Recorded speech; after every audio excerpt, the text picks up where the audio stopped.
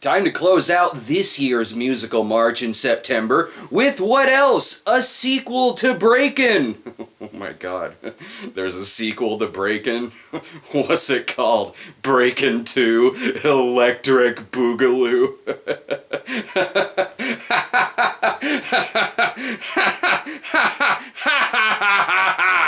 Breakin 2 is a sequel that was rushed so quickly into production by the Cannon Group that it was released in December of 1984, the same year the first Breakin was released. And oh my god, can you tell this movie was rushed? But the legacy of the film isn't exactly the movie itself, but the movie's subtitle, Electric Boogaloo. It was also the name of the recent Cannon documentary, but you may recognize the movie's subtitle from every comments board for every single article announcing a new movie sequel. There's a sequel to The Passion coming out? What's it gonna be called? The Passion 2 Electric Boogaloo?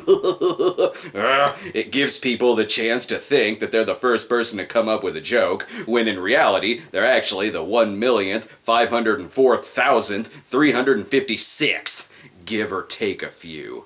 I'm just saying that people need to mix it up with a Legend of Curly's Gold, or a Cruise Control, or The Quickening. Anything but Electric Boogaloo. It got old in 1985. Speaking of old, in Breakin 2, our hero dancers come together to save a community center through the power of dance. A plot as original as a joke sequel subtitled Electric Boogaloo. Since Breakin was the final Cannon film distributed by MGM, I wonder who released this gem. Holy shit, the movie's given to us by a horse! Much like in the first film, the opening credits show our dancers gearing up to harass prisoners at the dead-end drive-in. The original film's director, Joel Silberg, didn't return for the second movie, and is instead replaced by Sam Furstenberg, who already knows Lucinda Dickey has some possessed moves after directing her in Ninja 3. I'm sure there were a lot of directors clamoring to direct a sequel to Breakin, but Sam raised his hand, Furstenberg. The dance opening starts out in the day, but turns to night, and then back to day again. Think of all the neck problems and carpal tunnel they have to look forward to! Not even a minute in, and we already have Ozone looking like a deranged lunatic. Kelly is continuing her career as a stage dancer. Do you have another gig lined up after this? No, but I know I don't want to do another chorus line. So I guess street jazz closed a little earlier than expected, huh? Kelly's parents don't much care for her dance career or her choice in men. And what about that young friend of yours, that lawyer? What was his name? Derek? He wanted to marry you. Why'd you break up with him? Derek's a nerd. Great, so between the two movies, Kelly's been chumming up with the Alpha Betas. At least she got to keep a poster from Street Jazz, even if it's a huge rip-off of the Breakin poster. Kelly goes to see her old friends. You've heard of the man bun and the mullet. Well, the 80s gave us a combination of the two, and it looks terrible. I'm sure this will be a sweet reunion. Hi. Is that Kelly? Hey, I really missed you. Speaking of missing, did I miss something? Those two didn't end up as a couple in the first film. Why won't you answer my questions, Breakin 2? Hey, Kelly K, won't you come this way? We're gonna take you to the place where we all stay. We're gonna take you to the place. Alright, because you got more important things to do, like making a fool of yourself. And then Kelly goes home because she just realized why she doesn't hang around them anymore. Okay, the first film was your standard dance film. This one starts out like a straight-up musical. What began as Cannon's Staying Alive just went full-on cop rock. Seriously, even the cop writing a ticket starts dancing. That's unfortunate because someone really needs to stop them from causing a traffic jam. Oh, never mind. They're only using the cars to fuck inside of. Classy. And then they're off to the world's most annoying In-N-Out burger. Actually, this is Miracles, their community center, where the staff sports very offensive whiteface. Also, this is where Ozone works as a teacher, and apparently only teaches them dance.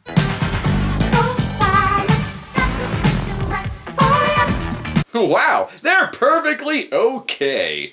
Whoa, boxing and dancing? The kids can kick the shit out of each other when they don't get a role in Guys and Dolls. And why are most of the kids only 2 years younger than Ozone? Is he not allowed to be around children?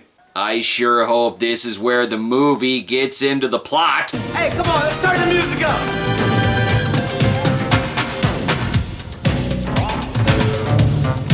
You really had no ideas going into this sequel, did you? Don't worry, soon enough Malcolm McBowell shows up to cause a threat. I want this building. This is the perfect site. Good, maybe now the kids can go to a regular school. Soon the gang finds out that someone wants their land. You heard what Byron said, didn't you? We need all the help we can get. Go back to being an asshole like in the first film. When you're being charming, you're actually creepier. Just look at this freeze frame.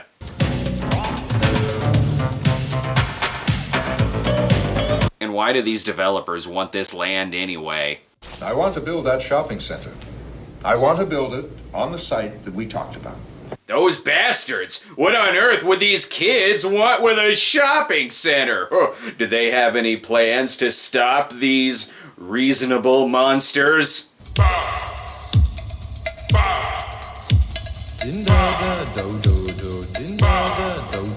That shopping center can't get here soon enough. There'll be just as much loitering, only without the annoying gibberish music. It's like watching an inspirational montage between events in the Summer Olympics. Never thought I would pray for Izzy to come back and say something stupid.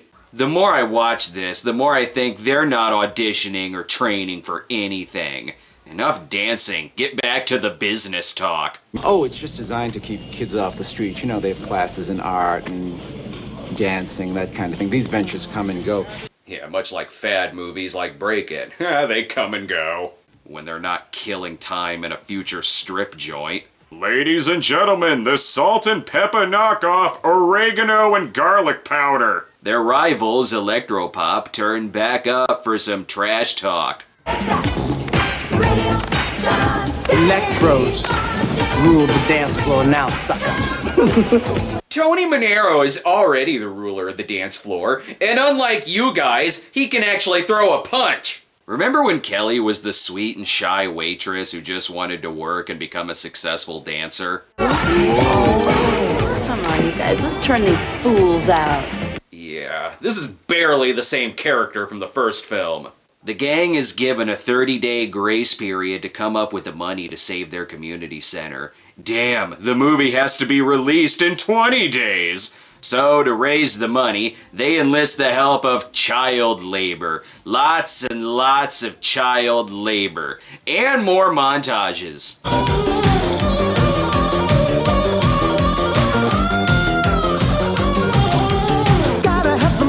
If you stop with your damn montages, I'll give you the money to save your community center. This movie's only 20 minutes in, and it already has doubled the montages of Rocky IV. So they decide to put on a show, because dance movie.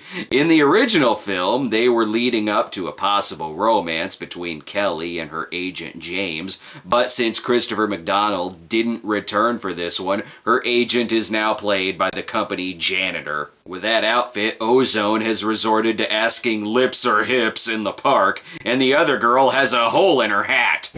Hi. Sorry I'm late. And Kelly left so fast she forgot to put on a shirt. Ozone gets mad because Kelly has a gig in Paris. Why would Kelly want to leave, considering their building is soon attacked, which then leads to a street fight a mere 3 seconds later? Oh, did I say street fight?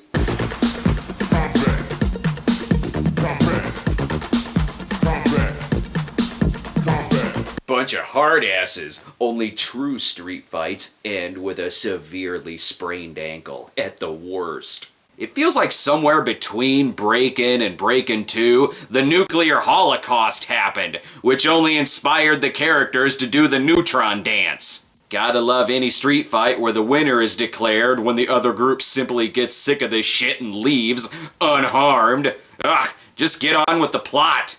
Make sure that Jake gets that note on that easement there. What the fuck? And then Scorpio showed up and demanded more money from the SFPD.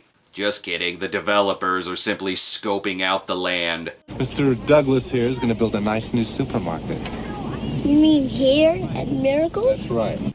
Quick, get those kids out of here before Ozone and Turbo keep teaching them how to act. Damn, they interrupted the group making Ozone's shirt out of a barbershop floor. Ozone almost attacks him, so threaten Ozone with violence and it's a dance-off. Old man trash talk? Oh, I'll kill you, fucker! But someone's a little jealous of Ozone and Kelly's relationship. What do you want? Do you know what I want? I want you to stay away from that girl! Oh, gee, I can't imagine why they filled up this movie with so much dancing. If you close your eyes, it sounds just like you're listening to Shakespeare. Let's hear some more of this. Girls are whacked. Then why do you keep stealing their clothes? Is this community center really for kids? Seriously, I mainly spot a lot of overweight 40-year-olds. They're right to shut this place down. It attracts pedophiles. Look at this. Any freeze frame looks like someone's sex offender registry. Turbo is making eyes with someone, so he asks Ozone for advice on how to hook up with a girl. That's a look that says, oh wow, I never thought this day would come. So what's his advice, dare I ask? There's two phases to this. There's phase number one, gotta get the girl interested. Then there's phase number two, the old tactical maneuver. Why are you acting like you're whipping out your dick? You do like I do. Just stand there and just smile. Smile? Yeah, great. Your smile won't creep her out in the slightest. Why am I not surprised this ends with him finding out how to service a blow-up doll? Rule number 1 should have been to ditch the crustache. As this goes on, the doll keeps turning into other women from the film. So great, they're both psychopaths. Seriously, at one point they begin fighting over the doll and the imaginary girls to the point to where the doll is destroyed. And then they chop up Kelly with an axe. Well, it's not like the scenes with actual Kelly are any better. You know, maybe my father can help. You know, I'm invited over there for dinner tomorrow night. Why don't you guys come over? That's a whacked idea, Kelly. I hope they end up together. They have the chemistry of a kitchen fire and a bucket of grease.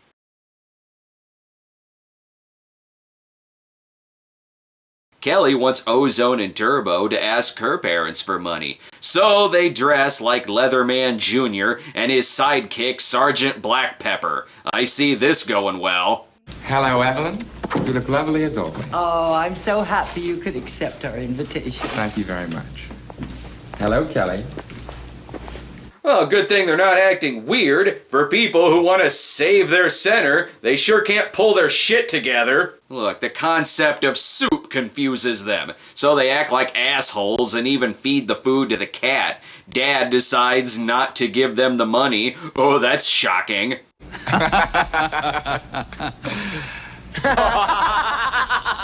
Never mind, it's not shocking, because they both acted like rude assholes who were reenacting a deleted scene from Mo Money. Kelly has a good heart-to-heart with Turbo, who tells her to stop skinning zebras, and then she gives him more advice on picking up women.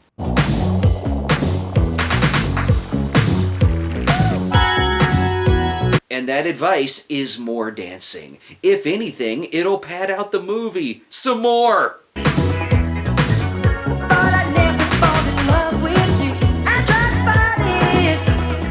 And also rip off Lionel Richie while you're at it. This is actually the same rotating room from A Nightmare on Elm Street, which is funny because this movie's one comic book dream sequence away from being Elm Street 5. He shouldn't have any problem picking up women now. He defies gravity. Even the guy on the other side of the wall has near identical dance moves to him.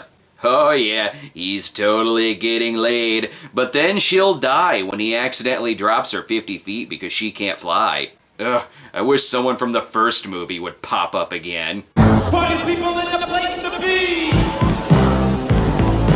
Holy shit, Ice-T's back! That's brisk, baby! But why does he dress like a gimp who belongs to another, more successful gimp? He's taught them the dance move known as the Tor Johnson. Ozone seeks help from Electropop by cock-blocking them. Look, if they tear down Miracles, that's our neighborhood. Don't you see, man? They'll redevelop us right out of existence. That sounds like a whole lot of not that guy's problem, so he declines. But Kelly has good news about her going to Paris. Well, are you going or not? Well, I don't know. I have to decide tonight. This is what you won. Take it. The word congratulations really isn't anywhere to be found in his vocabulary. More importantly, Ice-T begins destroying records because the music mocks his Lord and Savior Jesus Christ. Kelly has a real choice to make here. Honey, you just keep showing your pretty little face around here, and it's not gonna stay pretty much longer. Paris or condescending threats of violence? Which one is more appealing? Unfortunately, she starts getting stalked by breakdancers. It was the stupidest zombie invasion of the 80s. Good one. The idiots put their Save Our Streets sign in a spot where only a crane can see it. But the important thing is, he can dance in front of it. It may not bring in money, but it brings the movie to 90 minutes. Oh, never mind, it attracts one guy. Maybe it's the lyrics.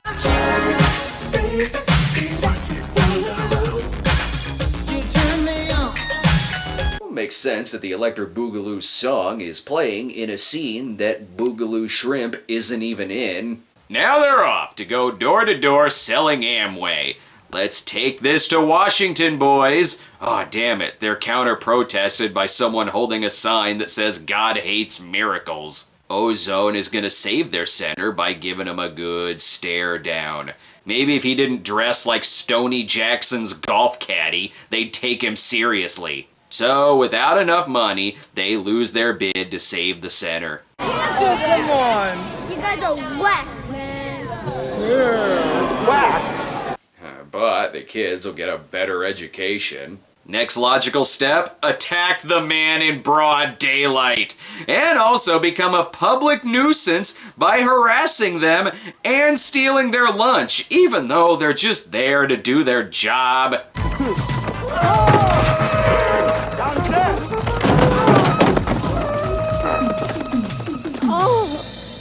Oh no, I feel so bad. He got injured being a dipshit.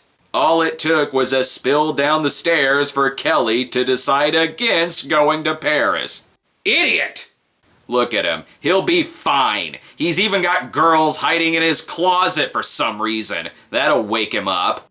Man, I am hungry. Give me some food. Kelly lost her gig in Paris because of all of this. And it gets even more ridiculous.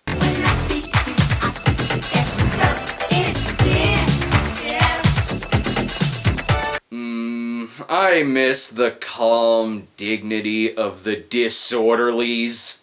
Our heroes gloating about the fact they can use their legs. And here's where the movie ends and the porno spoof begins. Think of how many people died because of the distracted hospital staff. Actually, the movie does answer that question. Oh, he's flatlining, Doctor. There's nothing I can do. That's too late. Lost it. Go, Doctor.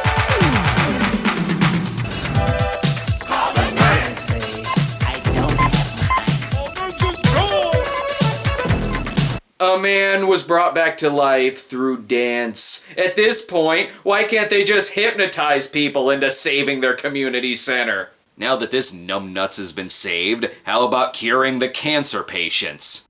Or have a pizza date. Gross! Kelly's dad shows up to point out the fact that she made a dumb decision, which she did. I told you we can take care of ourselves. We don't need your money. Actually, you do need money. That's the plot of the movie. Turbo is very desperate to get back to the center. He has way more construction workers' lunches to steal. Maintenance.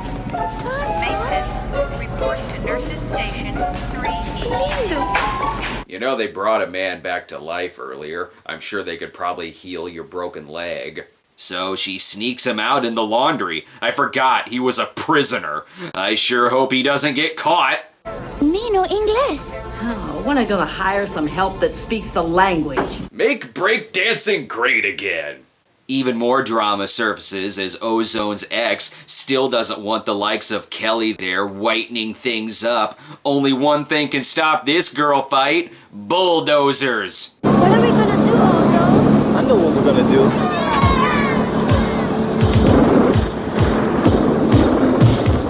And then they were all run over by bulldozers and killed. While it's interesting seeing what Avatar looked like before the added CGI, I'm not sure it's something that I needed to see. So what, are you guys gonna dance for eternity? You have to sleep at some point. Well, never mind that. I said to get this thing moving, now get it moving.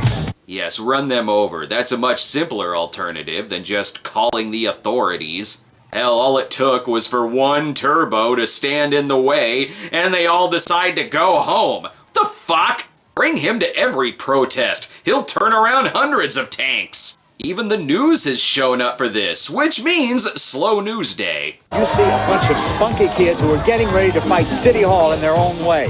You know why? Because they don't want this community center torn down for a shopping center.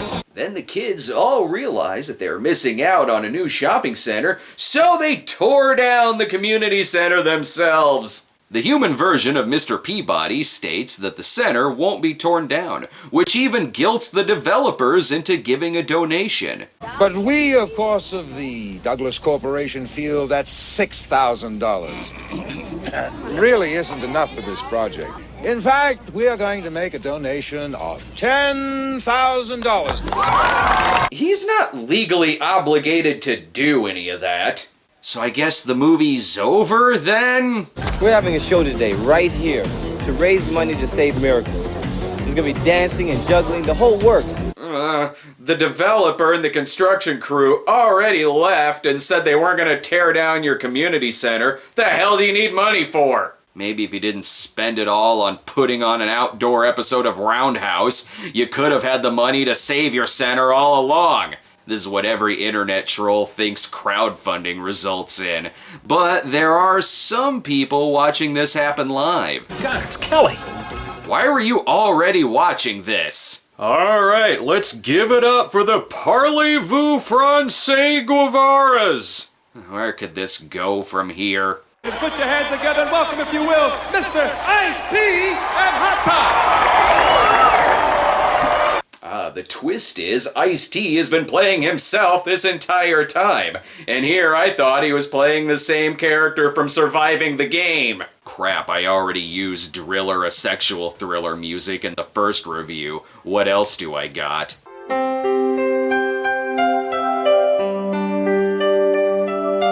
Truly one of Ice-T's most underrated songs. Oh boy, a street jazz reunion. The 80s equivalent of the Beatles playing on top of Apple Corp. They may not save their center, but at least they found the wow wow wibble wobble wazzy woodle woo. The movie has 10 minutes left. I wonder if it'll be all dancing.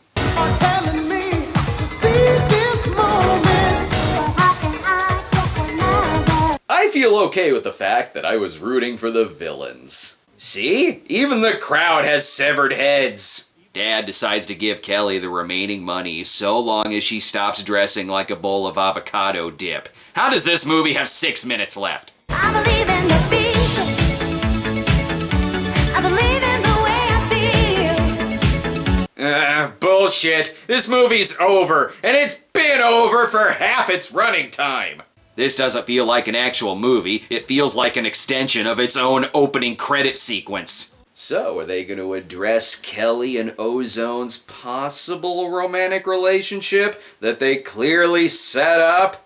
When I'm dancing, it seems like everything's alright. Nope, more singing. But at least they hooked up with Electropop to call a truce. Oh, what? No promise of a third film, like how the ending of Breakin teased a second movie? Actually, there was kind of a spiritual sequel to the film, with the 1985 movie Rappin' from the first Breakin's director. The only returning cast member was Ice-T, which is really all you need. While Breakin' 2 didn't bring in half as much as the first film, it still turned in a profit, bringing in $15 million at the box office. The film wasn't exactly showered with praise by critics, but it did get some positive notes from Roger Ebert and from Armand White, who called the film superb. Well, that makes sense, seeing how Armand White is a faker critic than I am.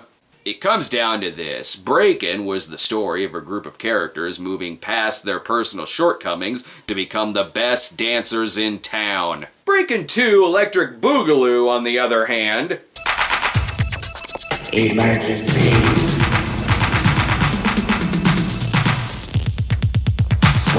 was about bullshit. Mounds and mounds of bullshit. It's 15 minutes of plot with about 75 minutes of scenes that easily could have been deleted from the first film. It's as unfortunate as an old man wearing his grandkids' clothes.